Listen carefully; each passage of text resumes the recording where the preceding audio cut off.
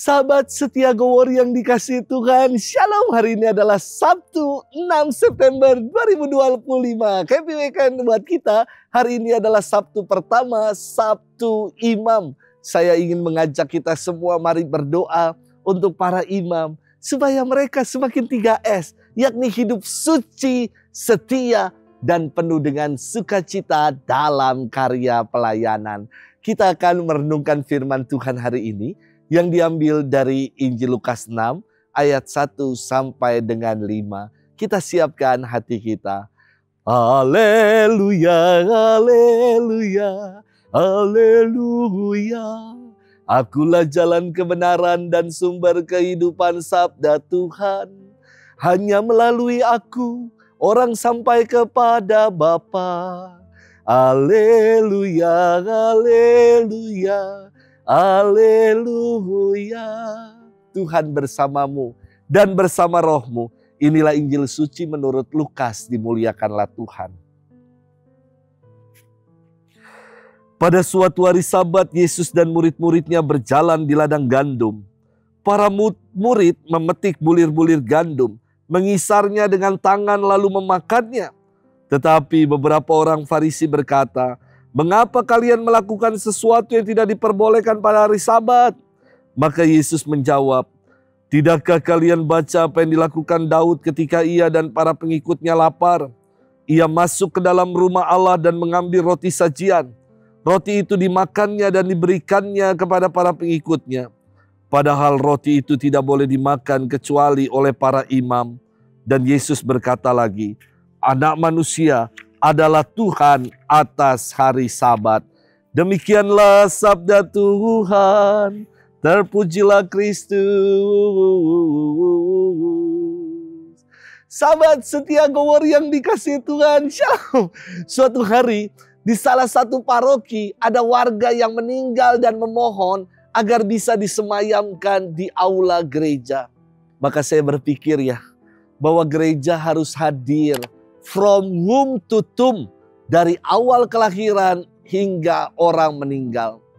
Maka waktu saya bertugas di paroki itu dan ada umat yang meninggal dan ingin menggunakan aula gereja, memakai aula gereja sebagai tempat persemayaman, saya membuka pintu aula untuk menjadi tempat persemayaman.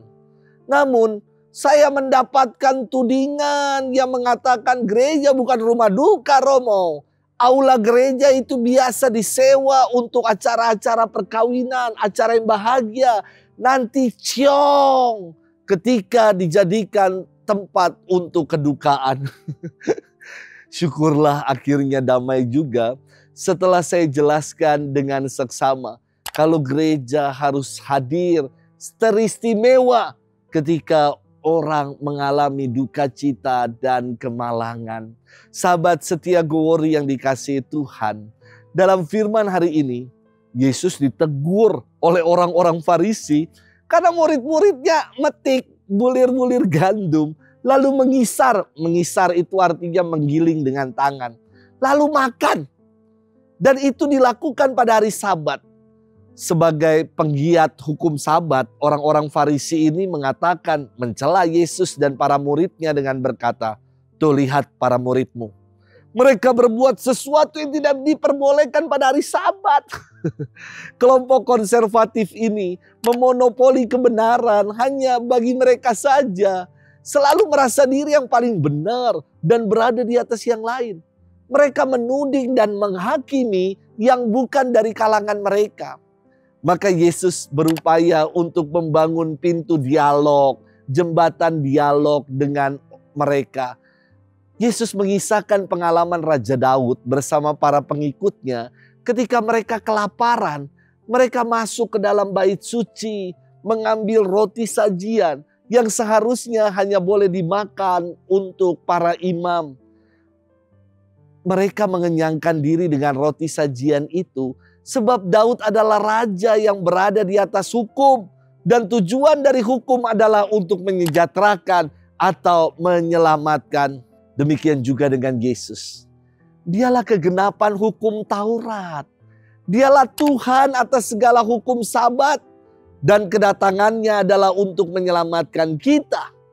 Yesus melalui hukum kasih yang diajarkannya hendak membuka pikiran-pikiran sempit orang picik, orang banyak. Pikiran-pikiran konservatif yang hanya mau mencari benar sendiri. Bahwa hukum Taurat seharusnya memerdekakan orang, bukan memenjarakan. Sahabat setia Gowor yang dikasihi Tuhan, ada sebuah pepatah indah dalam bahasa Latin yang mengatakan salus animarum suprema lex. Yang artinya keselamatan jiwa-jiwa harus selalu menjadi hukum yang tertinggi. Hukum dibuat bukanlah seperti pagar makan tanaman. Hukum seharusnya menjadi payung yang memerdekakan, yang menyejahterakan orang, yang melindungi orang dari derasnya dan dinginnya hujan. Selamat bermenung, happy weekend untuk kita. Tuhan memberkati kita semua, Bapa dan Putra dan Roh Kudus. Amin.